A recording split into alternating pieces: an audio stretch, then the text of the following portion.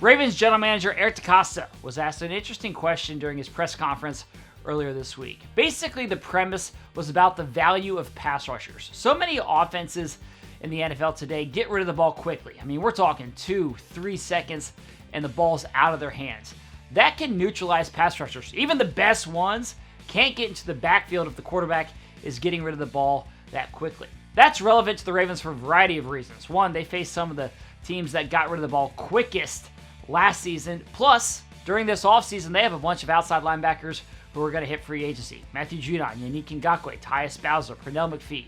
All of those guys are scheduled to become free agents, and the Ravens have to decide who to keep and at what price. And here's what DeCosta had to say about that pass rusher value question during his presser. We've looked at that, and for sure this year, quarterbacks got the ball out faster than ever before. I think going back maybe to 2013, actually, quarterbacks threw the ball, got rid of the ball quicker this year. We faced a lot of teams this year that were the fastest teams at getting the ball out of their hands. Sacks were down this year in the league. Pressures were down this year. I still think you've got to have a pass rush, especially when you're playing play-action type teams.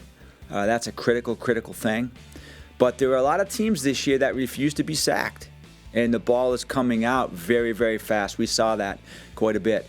And I think what you've got to do is you've got to be fast on defense, you've got to stop the run, and you've got to tackle very, very well.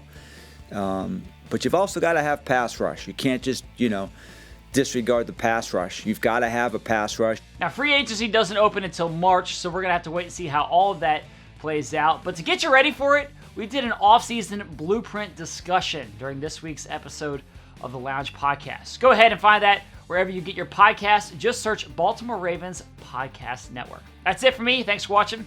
I'll see you tomorrow.